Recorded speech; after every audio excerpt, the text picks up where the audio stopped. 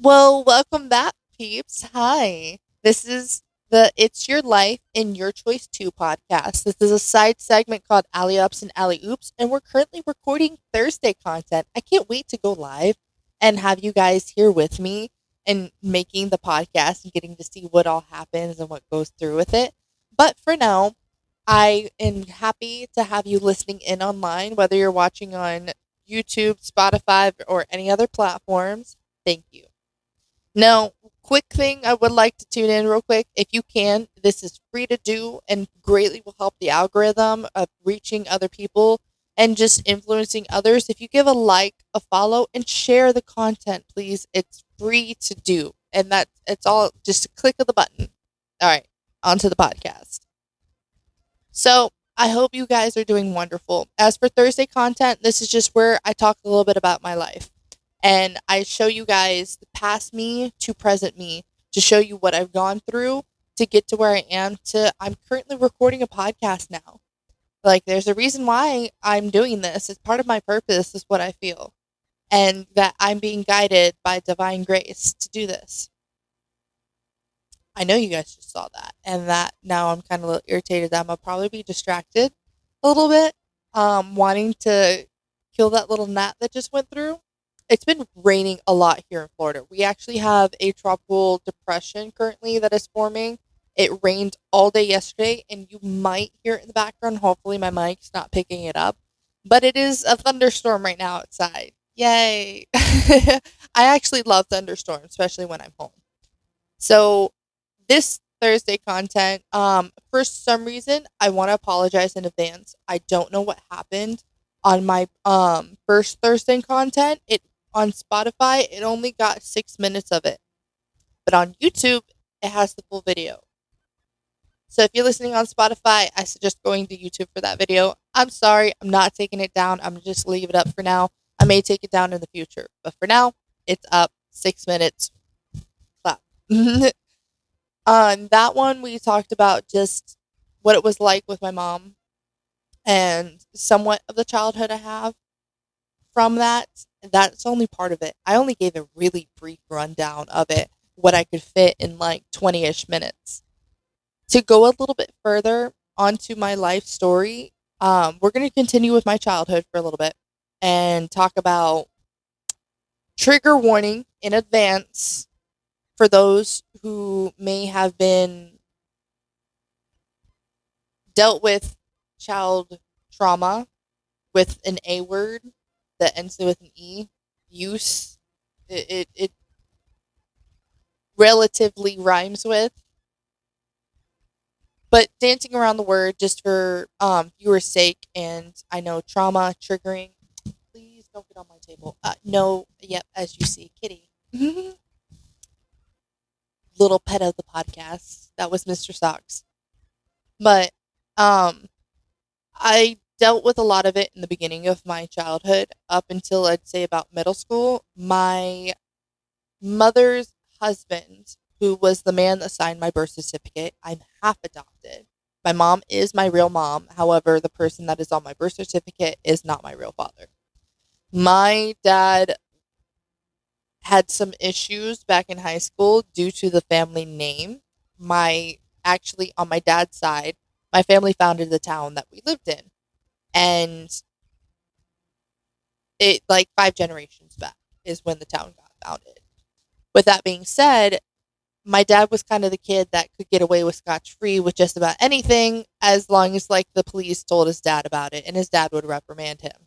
Well, because of doing so, there's a lot of times that he got in trouble and eventually got to the point that he had to go to rehab. And he was all the way up in Georgia. My mom did not know I was born yet or going actually sorry, I was conceived, excuse me. And it wasn't until roughly about 3 to 4 months before I was born, she found out she was pregnant. Yay! I'm the lovely oops child that decides to show up at the last minute. Hey, mom, I'm here. Great story. Um, it is true though that it a lot of people have it happen where they don't know that they're pregnant until like either time of delivery or a little bit a couple months beforehand. It's weird how the female body works sometimes. But with that being said, my dad was already out of the picture by the time that everything was being said and done. And hey, you're going to be having a kid. And my mom started dating again after I was born, met a man that just wooed her over and swept her off her feet. He was a great man for a little bit until true colors started to show. And when he got into the military, it just made him so much worse of a person. And she dealt with a lot of DA, or not DA, sorry, DV. I'm mixing up my words. I'm trying to make sure I dance around this properly just so I don't get demonetized. Um, she dealt with a lot of DV, a lot of it. And it ended up going on to me. He did adopt me at, I think it was 8 months old, where he signed my birth certificate and everything. And I say a year, maybe two into the Marine Corps, he started becoming very violent. And he would take it out on me, he would take it out on her. And then came my little brother. He was so happy he got a boy and someone who could carry around the family name that my brother's actually the third. Yeah, tells you how much the family name carried. But my brother got royal treatment. He was the favorite child. He didn't have to deal with any of the things that me and my mother dealt with. And it was quite horrible. Without going into too many details, like I said, don't want to get demonetized, don't really want to try to trigger people. I'm just giving a rough rundown of what my childhood was like. It was rough all the way until middle school when he finally was out of the picture. And I never had to deal with that stuff again. And then no more of the threats, no more of the just feeling like I was unloved, unwanted, just because this man chose his son over me. And I was under the influence that I was half Hispanic because of him signing my birth certificate. No one told me the truth until I was in my sophomore year of high school of who my real dad was. My real dad was completely out of the picture because he was also threatened that if he ever came back, bad things would happen to him. And of course, he was scared, he ran. Why he's no longer still in my life, that is his personal choice. And you know what? If that's what he chooses when he's on his deathbed, that's what he's going to have to live with of never knowing his daughter. I did get to meet him my sophomore year of high school after finding everything out, but then he dropped right back out. And just, I assumed that he felt like he missed too much of my life, that he couldn't just jump right back in.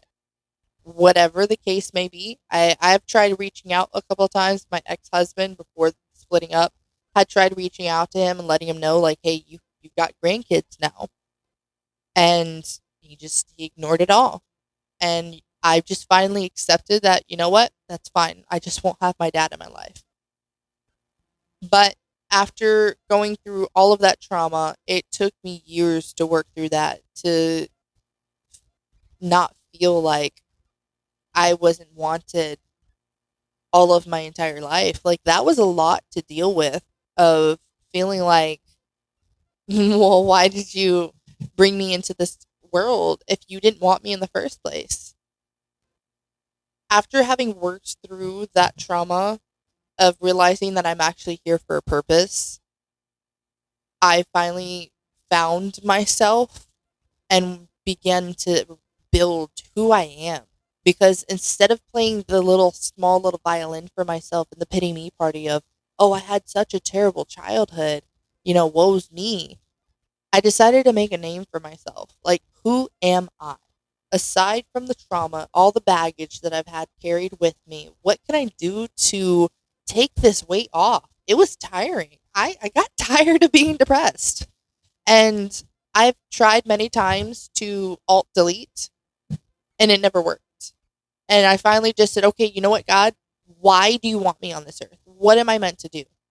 And slowly but surely, he started over the years working in me and working through me and showing me that I'm meant to be here. I have a purpose. So, yeah, my childhood was pretty rough in the beginning. Again, I'm not going into the gory details. There's a lot of it. I have been raped. I've dealt with I don't know how to say these words without being demonetized, but something a family member shouldn't do to a young child.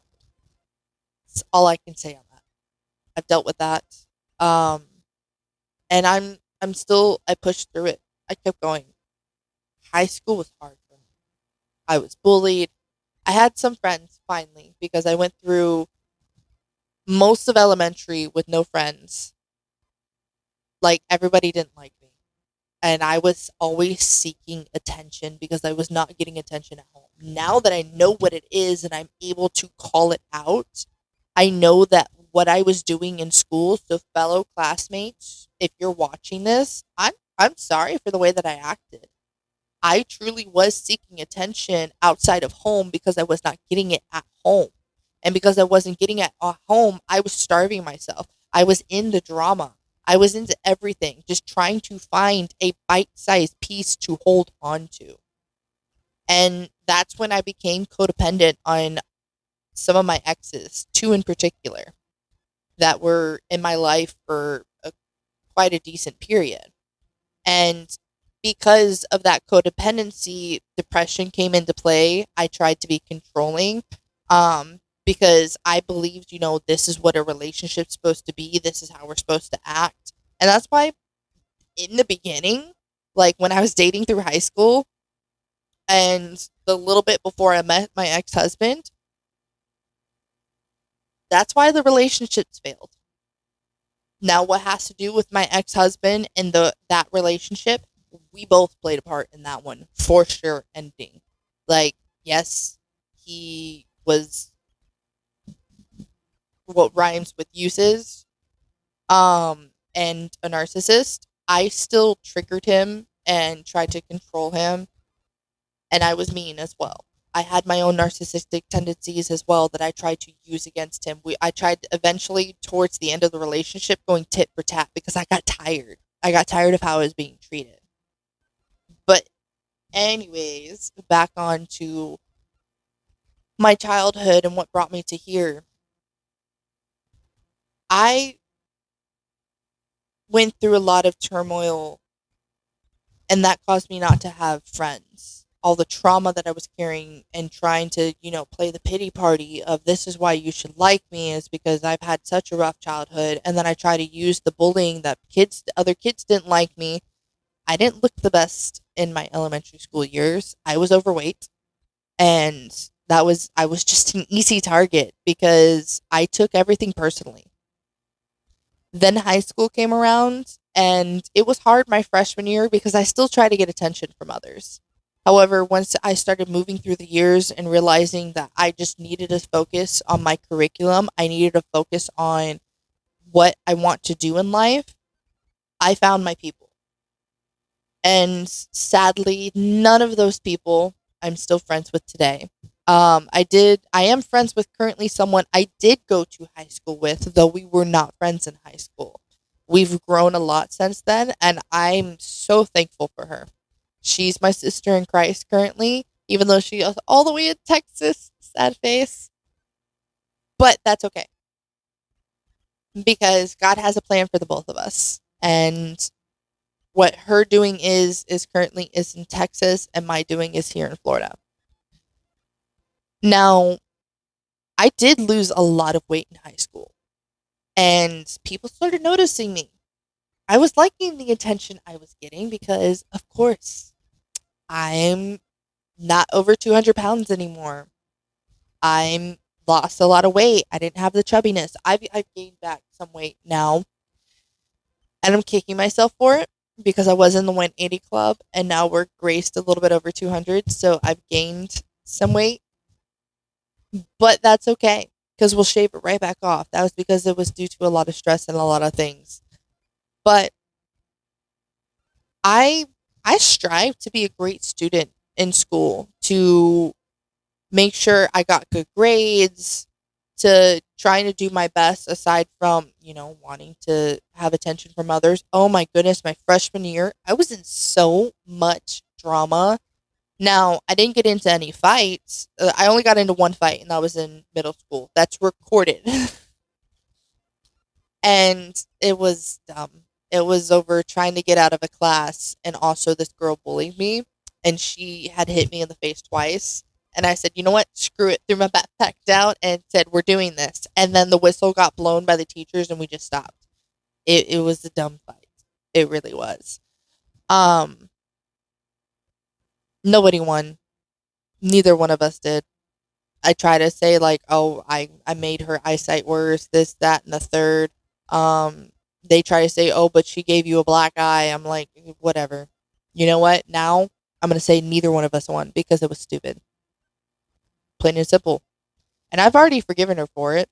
And I have a lot of people that bullied me on social media, and I have no resentment against them. I want everyone that has ever done me wrong in life to just have a great life, to live the best that they possibly can.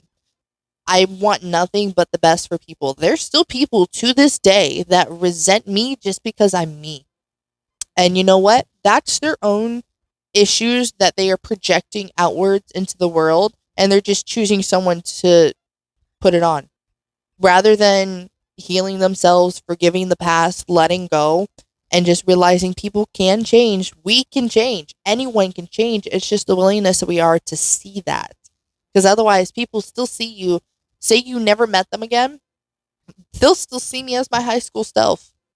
When we meet up again, if we were to ever meet up again, that would be on them to actually be willing to replace the old version of me.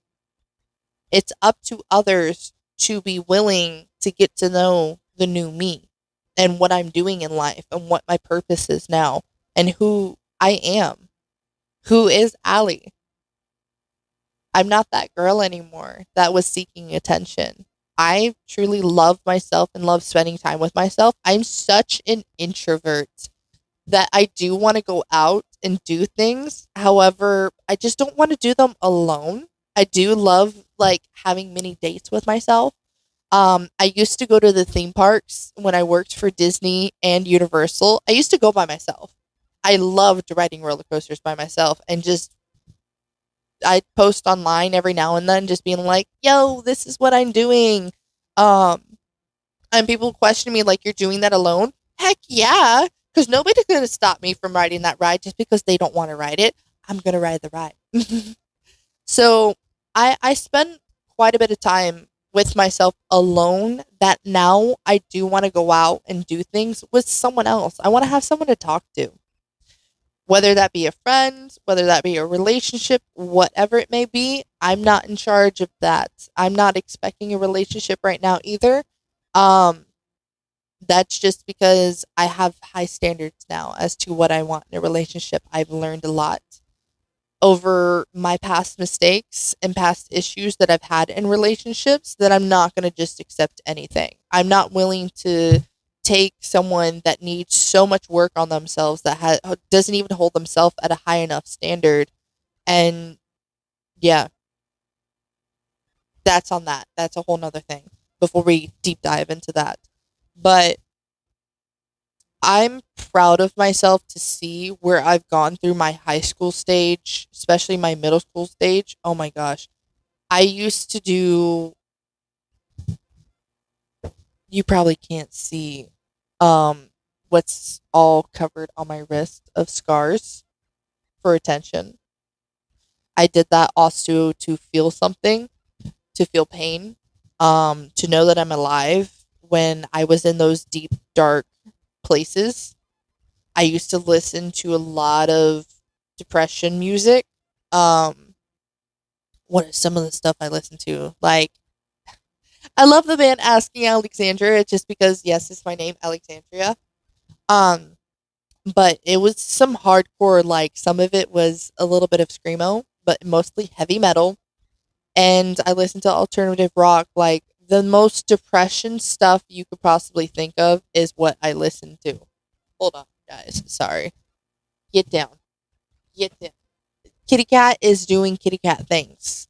And I don't know how to edit, so I don't know if I'm going to be able to take it out, but I'm really, like, I keep looking up at her, Miss Socks, because I don't want her to jump down and distort everything. But we're going to roll through it. Hopefully she doesn't do cat things.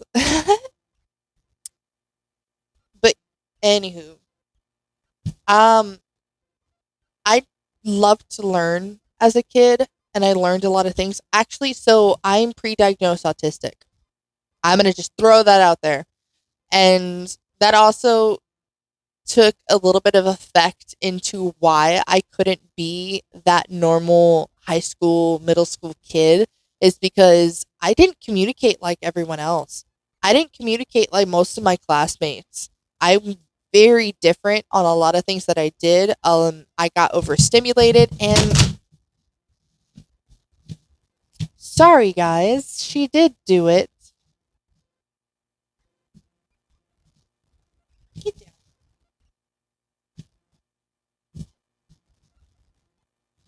So terribly sorry about that because I can't edit that out. I mean, if I figure that out, then I will. But anywho, I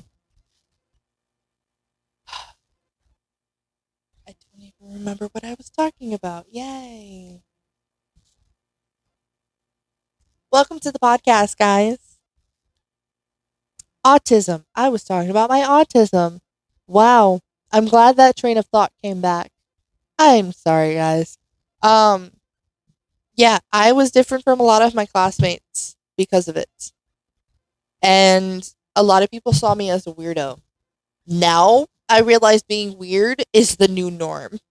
How the tables have turned. As you see my background, little fairies. You probably can't see it. There's some mushrooms up there. When I work on lighting and things like that, you'll be able to see my tapestry a lot better. I have tattoos on me. Oh, you can barely see the one on my wrist, but Disney. If you're listening on Spotify, you're missing out. You're not being able to see my cool tat. Can't show you the one on my leg because I'm currently wearing jeans. I did that one myself. And actually, speaking of one I did myself, you can kind of see this one. There's a heartbeat and a semicolon because of the pause that I had in my life of trying to alt delete myself several times. I did this one myself. The full thing. Like I came up with a design and everything and I tatted it on myself because it's part of my story. It's part of who I am. And why I did the heartbeats particularly, it's a small heartbeat and then the flat line. I'm going to just take my watch off. This would be so much easier to show than to keep moving it. And it's a little twisted because it actually goes flat like this. But then there's the big semicolon, a little bit more of the heartbeat. I was originally going to put a cross there, but couldn't figure out how to fit it in after I did my design. Whoops. Oh well. I still love it. And then you see the gigantic heartbeat returning back to the heart, showing that I felt like fading away, but then it came back stronger than ever. I love meaningful tattoos. Like all my tattoos have meaning. Like this one, the scar. I actually the cross. Why did I say scar? See, I'm just jumbled. I'm sorry. The cross that I have with the rose is I kept losing my crosses that I used to wear, and this was a way I could never lose Jesus. And the rose symbolizes life after death. I love that one. It has the thorns all over it as well to represent his thorn crown. And then the Mickey Mouse ears has the rose in it as well. And if you know what that is, Beauty and the Beast. I'm a big Beauty and the Beast fan. And it's because I love the true meaning of what Beauty and the Beast is. And it's finding that it's not just looks, it's about what's within, the beauty within the beast. And it's not about finding broken men and like having to fix them. It's finding a man that holds himself strong and kind of scary like in a way because some men do have that persona. I'm not saying all men, but some of them have that persona that some of us women are lucky enough to see what's within him and what his real heart is. And I think that's a beautiful story. It's a lot deeper than people realize. And it's just up to you if you want to find the depth in some of the movies. But anyways, enough about my tattoos and whatnot. Um, Yeah, I was that kid, guys. I was the weirdo, the bullied one that everyone picked on, that nobody liked, that sought attention, that tried to curl alt deletes, tried to self harm, the whole nine. And I'm still here to show for it and change my ways and realize that a lot of some of the stuff that I was going through was one, not being diagnosed correctly to get the help that I needed. And then also stemming from my childhood, how your childhood truly shapes your adult life. And it's up to you as adults if you're willing to work through that stuff, if you're willing to outgrow these things that were woven into you that made you who you are today, and choose to go to a higher path, a better you. And yeah, some of your stories may be worse than mine. I'm not fully sharing everything because one, I don't want to trigger someone. Two, that's a lot of trauma, and I'm not trying to trauma dump on you guys.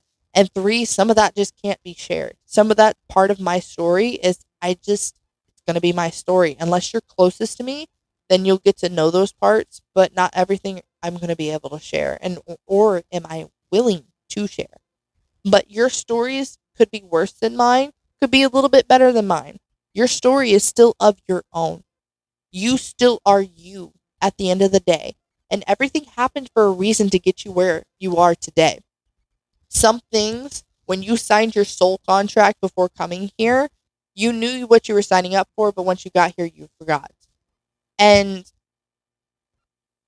part of signing that contract is to say, hey, these are going to be what's part of your life, and this is some of the things that you're going to have to go through, but this is what your life is going to look like. And it truly is a beauty and a joy to be able to be in this life and live it. No matter the outcome, no matter the circumstances, life is a beautiful thing, and not everyone gets to live it. And it's up to you on how you live it. You can change any circumstance. And yes, easier said than done, but certain circumstances can be changed. Yes, I understand cancer may not be able to be changed. However, I've heard of miraculous stories of people being healed from it.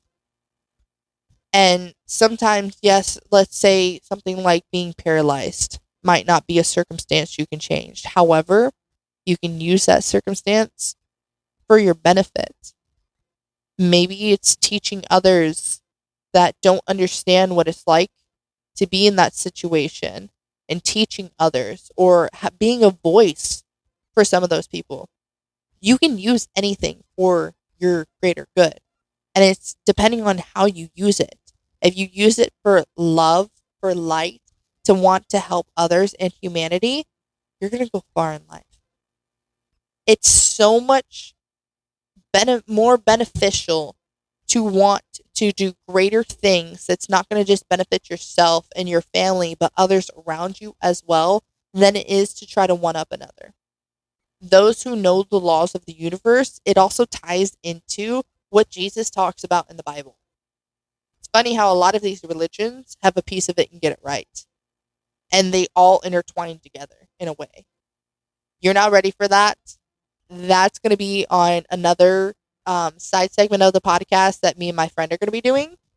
And it's not happening just yet, but it's going to be about conspiracy theories and everything like that, that we just dive deep on just random things. If you want, we'll even wear the little aluminum hats too. But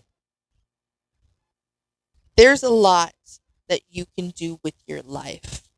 It's just the willingness that you have of how you choose to go forward, grow, and heal. Stop trying to hurt others.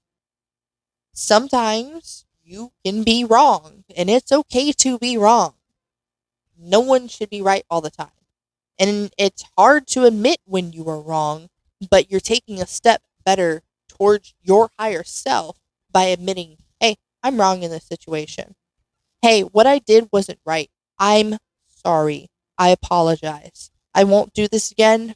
And XYZ is what I'm willing to do to make sure that this doesn't happen again. A real apology is one that actually has body to it, that it's not just, oh, I'm sorry. I'm sorry I hurt your feelings. Thank you for making me aware that that hurt your feelings. Your feelings are valid. And I will do what I can next time to just articulate my words better. So this way it doesn't come across as me belittling you, me trying to hurt you, whatever. I'm just using that as an example. We all have a choice at the end of the day. And if you think you don't, you do. You make a choice every day. Oh, look, I just made a choice to pick up this jar. I made a choice to do this podcast. I could have chose not to. I could have chose not to record. Ooh, excuse me. Either way, you make choices every day. You always have a choice. Sometimes we may feel forced that we didn't have a choice, but you still chose to do what you chose. So I'm asking you guys to choose. Are you going to be a better person? No matter what your life has looked like, no matter how hard it's been, are you going to still choose to take the high road and be the better person, be the bigger person? If not, okay. It's your choice to not be the better person. Then maybe this podcast isn't for you. But if you truly are like, you know what? I'm tired of being stuck in my ways. I'm tired of not liking myself or hating myself. Then come along for the ride and listen in. I hope to see you guys here on Monday if you want to listen to the main podcast of the Alley Ups and Alley Oops, or if you want to tune back in on Thursdays and just listen to more of my life story. I'm happy to have you here. Eventually, I will be going live, and I do want to set up a Patreon, but that's going to be a little bit until I have a more following basis, which please, it'd be greatly appreciated to give a follow, give a like, share my content so we can get it out there. And I want to reach people. I want to influence others. I just truly just want to help. I want to help you guys grow. And that's why what I'm doing by sharing my life story to show you guys that I didn't have it great. I didn't have a silver spoon in my mouth. That I had a hard life that I had to live. I dealt with abuse. I've dealt with neglect. I've dealt with like feeling unloved and unwanted and dealing with favoritism of feeling like I was the child that shouldn't have been born.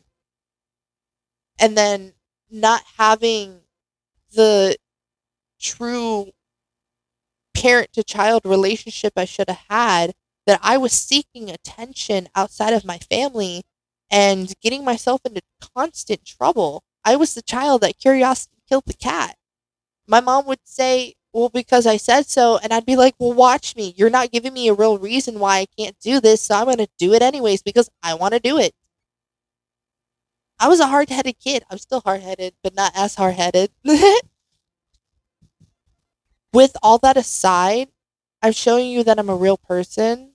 But what I chose to do with my past is grow from it, to heal, to break generational curses. And I want to do the same for you guys. I want to help you guys. That also is a great time for me to plug my email. If you want to send in your life story, tell me about your story, the things you're going through. If you need help with something, with family members, jobs, relationships, whatever it may be, and you're needing a better perspective, then I'm here to do so.